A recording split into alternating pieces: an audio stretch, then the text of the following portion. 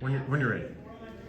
My investigative question is, how are nomadic groups affected by and adapting to the current climate crisis? First off, it is important to understand what nomads are.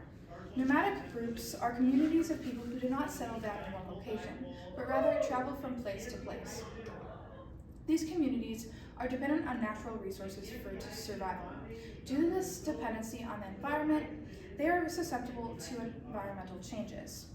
In the world today, climate change keeps progressing, causing it to become disastrous for communities around the globe. This has a severe effect on nomadic groups, making it difficult for them to survive as they have in past years.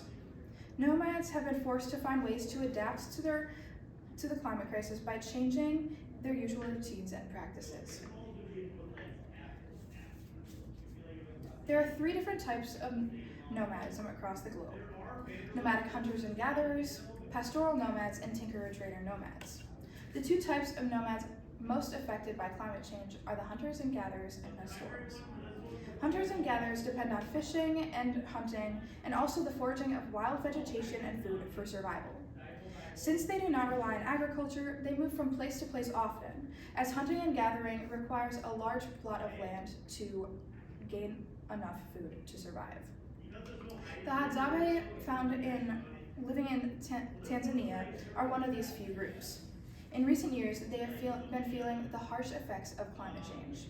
Tanzania is expected to experience greater climate change impacts than some of its East African neighboring countries, such as a continual increase in temperature and also a decrease in precipitation up to 20%. This only causes more harm to the environment and has already altered the flora in the region and in turn the fauna, which leaves them with a far more limited variety and quantity to sustain themselves. These effects have not just harmed the Hadzabe tribe, but also other groups that practice this lifestyle. Despite climate change having severe consequences for these lifestyles, hunting and gathering groups today have found ways to adapt to their environment. For example, the Hadzabe are learning new skills to protect forests and prevent rapid environmental degradation. They have, with the help from Carbon Tanzania, a company devoted to producing carbon offsets through natural forest conservation, successfully produced a carbon offset project that has allowed them to restore 90% of the land that has been encroached by livestock and farmers.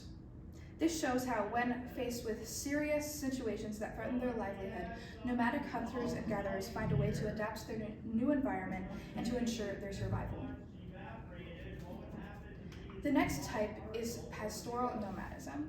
Pastoral nomads depend on domesticated animals, particularly livestock, and tend to migrate from territory to territory to find pasturage for their animals. Oftentimes, pastoral nomads travel seasonally to seek out pasturage for their animals that will last them through the entire season.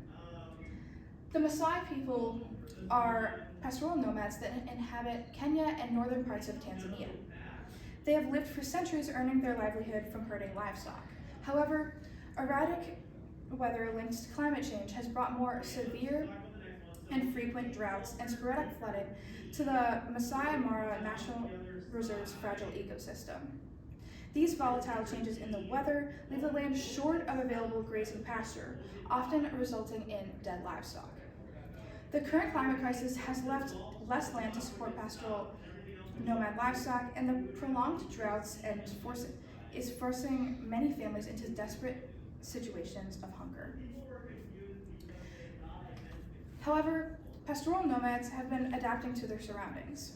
The Maasai, for example, have been very resilient and adaptive to the effects of climate change.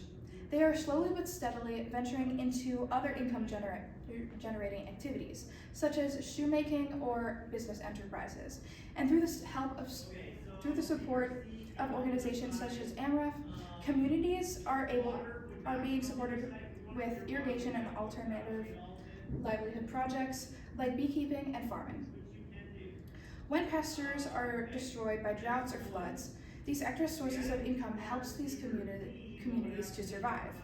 With the help from the nonprofit organization WWF Kenya, some pastoral nomads nomad communities are trying to adapt by reducing their herds of livestock and introducing new breeds that are more resilient to drought. These new ideas and innovations show the adaptability of pastoral nomads and how, when faced with challenges, they persevere and find a way to survive along with them.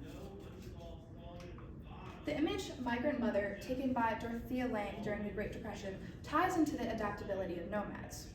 The mother in the image, Florence Owens Thompson, was a migrant farm worker who traveled from place to place with her family in search of work during the Great Depression. This has a direct relation to nomadism because she traveled from one place to the other to find work in the harsh environment that existed at the time. This shows the challenges faced by nomads and how they have to find a way to adapt and survive in their harsh climates, whether it be environmental, economic, social, or political.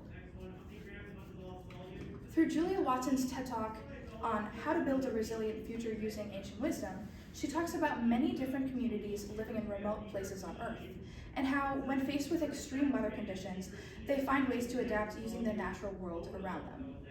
For example, the Khasi people living in India, when faced with flooding due to the monsoon season, use bridges they have weaved from the roots of trees to travel from one village to the other to avoid this flooding. This is just one example of the many groups using the environment to adapt to the harsh weather conditions. These ancient technologies from civilizations have made it possible for nomadic societies to create shelters and ideas that protect them from the elements and to adapt when they move from one place to the other. These ancient technologies have taught them to adapt to their changing environmental conditions. Some of the best ways to support nomadic groups are through nonprofit organizations. These groups have been helping both through new innovative ideas and providing resources many different communities to adapt to the changing climate. Through continued support from these organizations, nomadic groups around the world will continue to survive. Another vital solution to alleviate the effects of climate change is to change the mentality of people across the globe.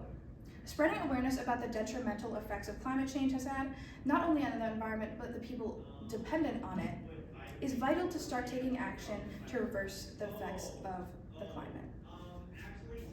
The benefits of the solution is that organizations assist nomadic communities in finding smart ways to adapt to worsening weather conditions, and that if we spread awareness, people would lessen their impact on the environment when taking a deeper look into the effects that their actions have on the world around them. This solution, however, comes with its limitations. For example, when nonprofits lent a hand to the Maasai tribe, people were turning to businesses and making goods to ensure their survival, instead of sticking to their usual lifestyle, showing how some nomadic groups can lose their traditional ways of life because of this climate change and because of these solutions. Another limitation is that spreading awareness is not always entirely effective. People may not care that much about climate change, or some people may think it very inconvenient and expensive to think and act in a more sustainable way.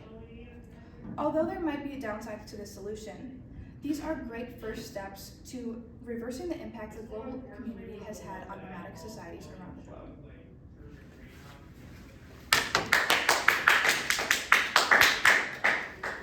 I'll soundtrack in more applause.